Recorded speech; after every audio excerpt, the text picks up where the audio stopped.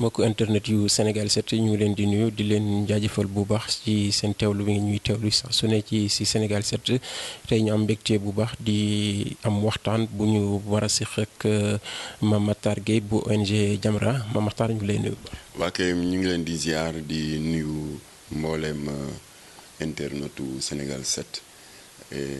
di leen ndokkale di ñaan yàlla mu may ñu eggali weeru koor gi ak jàmm.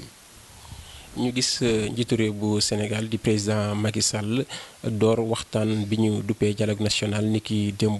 mu am ay pàcc yu bëri ci askan bu Sénégal demoon wuy ji li nga xamante ni moom moo di dialogue national boobu yow nekk ci ONG lan ngeen gisee li nga xamante ni moom moo di woote dialogue boobu. waaw ni ma ko gisee yàlla dogal na maa ngi ci doon tooñ sama xarit di sama doomu ndey di l'ancien premier ministre Souleymane Ndéné ndax. Le hasard a voulu que dañu daje woon ci benn plateau télévision il y a 4 ou 5 jours ma ne ko comme que yow yàlla dogal na yaag Macky Sall yàgg ngeen depuis les bancs de l'université et que malgré les divergences politiques vous êtes restés de bons amis da ngeen nekk à tu et à toi soo ma ko mayee dama la bëgg a yóbbante ci président Macky Sall mu ne ma bismillah ma ne ko neel Macky Sall la ko Jamra mere moom daal balaay woote dialogue politique rek crise politique am wala balaay woote dialogue politique ñu dëgmal ay jongante loolu du dialogue politique ay dialogue ay séance de calcul de mise en scène de calcul politicien la parce que ku ci nekk yaa ngi seet loolu Kocc Barma di wax rek ku jóg daanu sa moroom yaa ko daan xaw ma ci wàllu làmbi golo loolu rek la ma ne ko man ni ma gisee dialogue politique mooy il doit être permanent échéance électorale ou pas ma ne ko les exemples sont nombreux waaye dama ciy jukki benn rek concernant dëkk bi ñuy jege lool par l'histoire muy France en 2007 bi nga xam ne président baa ngi doog a jóge ci ay élections ba gagné Sarkozy la fi fekkoon mu tombé que Europe franchir un pas très important jëm ci seen booloo ndax ñëpp kenn réerewul mbir ne Europe ñu ngi def ay jéego jëm ci lii am ci américains yi tey mooy les États-Unis d'Amérique donc Europe ñëpp xam nañ ne am nañ passeport unique Europe am nañu monnaie unique muy euro góorgóorlu nañ ba am un parlement unique mooy bi nekk Strasbourg alors 2007 nag ñoom dañu doon def ay jéego pour mën a nas un projet de constitution unique jataay baa ngi waroon am Bruxelles waaye Sarkozy donte le mu ngi doon doog a falu bu ko neexoon gàddu bagaasam rek jóg dem Bruxelles parce que moom la français yi fal muy porter la parole de la France waaye deful loolu semaine ba ko jiitu dafa ubbi un dialogue national di recevoir tous les leaders de parti à commencer par sa famille politique jaar ci les centristes les partis de gauche ba ci les extrêmes alors coow am nag bi mu waree recevoir le leader de l'extrême droite Jean-Marie Le Pen mun leen looy di coow xanaa Jean-Marie Le Pen du français j'ai lancé un dialogue national inclusif excluruma kenn am na xalaat même boo leen ko partagé wul am na xalaat bu mu am ci France alors bref bi mu dajalee xalaatu ñépp ba jël avion ba ne cëpp Bruxelles ba mu fa jëlee parole neewul projet de constitution européenne bi man président français Sarkozy lii moo ci sama xalaat waxul loolu dafa ne voilà le point de vue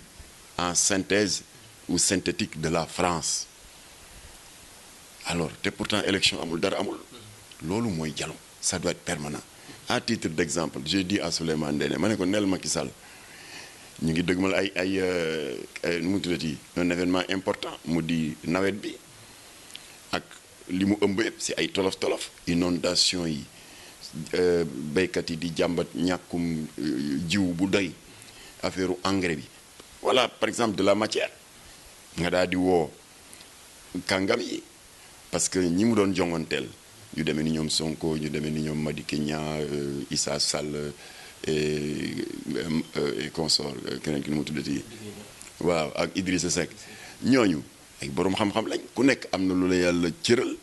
ci xam-xam am na ci loo xam ne sa xel màcc na ci kon bu amee lu ñu dëg ma lu mel nii li ma waxee léegi comme exemple évidemment y en a d'autres mu woo leen ne leen ñu ngi jëm ci lu rëy yoo xam ne toujours damay problème sama xel du ma doyloo sama xelum bopp man président de la République acci je suis à votre disposition ku nekk wax su paree mu dajale lépp bu ko jëfee dana nekk lu mu ci ayib alors ma nekkoon Souleymane ne ñun Jamra noonu la ñu gisee dialogue mais un dialogue ne doit pas être circonstanciel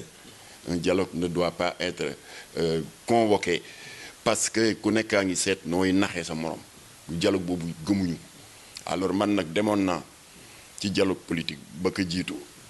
bu daaw la woon xaw ma daaw jéeg c'était toujours le 28 mai ren demuma bien que jot naa convocation voilà parce que par conviction et je m'en suis entretenu avec un proche du président ma ne ko dama la bëgg a gis am na lu ma bëgg a xelal président avant le dialogue politique waaye jataay bi yàlla dogal mu am alors ma daal di toog demuma bien que maa ngi leen di remercier invité nañ ma jot naa suma invitation waaye demuma par principe parce que dialogue yi man gëmuma ko. Juste pour rebondir ci question boobu yaa ngi koy wax léegi ñu def dialogue politique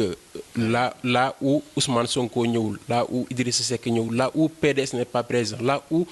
Khalifa Sall n'est pas présent est-ce que jàppaar nga ne dialogue boobu noonu dana aboutir. dialogue boobu day sooxe parce que ñooñu yàlla dénk na leen électorat ñooñu waxuñu ci seen turu bopp élection yi ñu génn wane na ni président Macky Sall 58% ak lu topp la am kon am na 42% de Sénégalais yow àndul ak moom ñooñu nooy def da nga leen di beddi génn leen ne bokk leen Sénégal da ngay wax ak ñoom mais comme que mënuloo wax ak 42% de Sénégalais da ngay wax ak ñi leen représenté ñi nga xam ne au terme du scrutin dégg nga ñoom ñoo glané 42% de voix qui ne sont pas d'accord avec le régime voilà kon ñooñu bu ñu ñëwul ci dialogue bi ban sens la dialogue bi dem Idrissa Seck ñëw Sonko ñëw PDS ñëwul et cetera ban sens la dialogue bi am alors lu mu mujj nekk dialogue gu tàggaate yaay waaja Sénégal émergent sa place et PSE loolu ban njariñ la amal njëriñ réew mi moo tax nag maa ngi dellu siwaat à travers Sénégal 7 parce que dégg naa ne Macky Sall fans la ci seen site bi dina leen di déglu ak dina leen di consulter président Macky Sall ngir yàlla ginnaaw bu ñu la gërëmalee sargal la ci initiative yi ngay jël ci wàllu dialogue politique ñu ngi lay ñaan nga inspiré wu des grandes démocraties ya nga xam ne dialogue bi dafa permanent élection ou pas kilifa réew ma mu ngay wax ak kàngam yi parce que ku ci nekk ci porteur d'un certain pourcentage de l'électorat booy defati dialogue bul xaar événement am wax naa ko sànq ñu ngi dëgmal ay nawet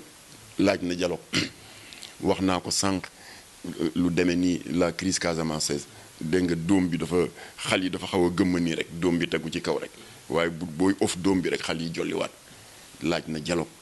bu ñuy wax waxi insécurité bi ci dëkk bi rey gi jolli tàkkarnaase ba kenn ñemetul surtout jigéen xëy fajar ne yaa ngi dem ci tefes gi uti jën suñu nijaay ak suñu bàyyi ñemeetuñu xëy 4 heures 5 heures du matin ne yaa ngi dem jàkk ja ndax ragal ku la dogaat la insécurité partout conséquence bi nag mooy y a des quartiers qui sont en train de s'organiser sous forme de brigade d'autodéfense foofu la danger bi ne ñun ànduñu ci waaye li ko jur mooy dañu leen tànqamlu je prends le cas de la cité Kër Mbay Fall daaw rek agression bi ndekk c'était à l'actif d'un gang de narcotrafiquants yoo xam ne au vu et au su de tous ñuy trafiquer seen drogue boole ci ti agressé képp koo xam ne da nga guddee wala nga teel a xëy ñu jàppale. danañ ci ñëwaat sax ci agression bi yaa ngi koy wax léegi par rapport ak li nga xamante ni moom moo di dialogue politique bi est-ce que nekkul souvent Macky Sall bu soxlee bu soxlaa def li nga xamante ni moom moo di bu amee benn stratégie politique wala ay calcul politique lay woote li nga xamante ni moom moo di dialogue politique parce que vu que ne ñu ngi jëm ci élection locale yi te moom jàpp na ne ñu pousse élection locale yi moom mooy nekk li nga xamante ni moom mooy li gën wala ñu pousse li nga xamante ni moom moo di élection législative bi pour moom mu mën a am li nga xamante ni moom moo di majorité malgré que ne nee na du nekkaat candidat mais est-ce que nekkul tey ay calcul politique moom moo tax mu sooxee li nga xamante ni moom moo di dialogue national. waaw dafa flagrant du mu ngi nii supprimer le poste de premier ministre est-ce que bi muy campagne pour la présidentielle waxoon na ni boo leen ma falee danaa supprimer poste premier ministre waroon na ko dugal dans ses thèmes de campagne comme ça ñoo koy fal sóoraale dégg nga boobu donné ba xam ndax bëgg nañu ko tegaat ci bopp réew mi wala déet voilà kon foofu benn défaillance su dialogue ngoog ak li nga tudd léegi report local yi benn point de dialogue ngoog loolu yëpp li ko waral dañu tàmm di dajale problème yi di ko dajale di tànqamlu di ko mëppal di raay ba échéance jip rek ñu ne ñëw leen ñu dialogue alors bu boobaa ce sera très difficile voilà pour déggoo ak ajuster les positions des uns et des autres encore une fois ça nous ramène à notre éternelle revendication nañuy dialogue même en temps de paix nañuy dialogue même si tout va bien na Macky Sall di taataan xalaatu ñëpp bu mu xeeb xalaatu kenn nay waxtaan ak lutteurs yi nay waxtaan ak journalistes yi nay waxtaan ak bàjjenu gox yi nay waxtaan ak opérateurs économiques yi te bu mu defee ne boo dialoguewul avec des hommes politiques rek dialogue yooloo déedéet y a des leaders il y a des leaders très représentatifs de fragments très importants de la société ñooñu na leen di impliqué ci dialogue waaye dialogue du politicien rek su boobaa lambi golo lay doon ndax c'est un dialogue qui sera sous-tendu par d'éternels calculs et d'éternels réajustements ku nekk yaa ngi seet nooy naxee sa morom loolu yëpp li ko jur mooy ñàkk woote dialogue sur des questions sensibles yu aajowoo dialogue. soo seetloo sax dialogue démb bi dafa mel ne politique la gën a nuroog dialogue national parce que affaire Khalifa Sall wala affaire Karim Wade moom mu ëppoon lu ñu doon waxtaanee foofu. voilà mu ngi noonu ndax xam nga affaire Khalifa Sall ak Karim am na baat bu jiw woon ci làmmiñam ba mu déggee la clameur populaire di ko revendiquer parce que am na ñuy wax ne sax que dafa nekk une demande sociale waaye lan la tontu bu ma faluwaatee dinaa mën a jublu ci loolu maanaam gracier wala amnistie waaye du falu na beneen sujet de dialogue voilà waaye nag ñàkk bu dialogue bi démarré comme démb dañ ko détourner complètement daal di ko orienter sur un terrain exclusivement politique. Or, les politiciens sont minoritaires dans ce pays. Le Sénégal dépasse très largement le champ politique bi nga xam ne fa la ñu bëgg a circonscrire suñuy problème ñun baadoola yi voilà kon nag loolu daal bu Macky Sall góorgóorloo rectifier le tir parce que l'idée est bonne que chaque année mu lancé je me souviens d'ailleurs bi ma demoon en 2016 je crois que c'était après le référendum alors dialogue boobu dafa ne tey lancement rek la mais après le dialogue national va se démembrer daa dina Abdoulaye Daouda Diallo ngi toog qui est le ministre de l'Intérieur moom laa dénk le volet politique kon moom mooy assurer la pérennisation du dialogue politique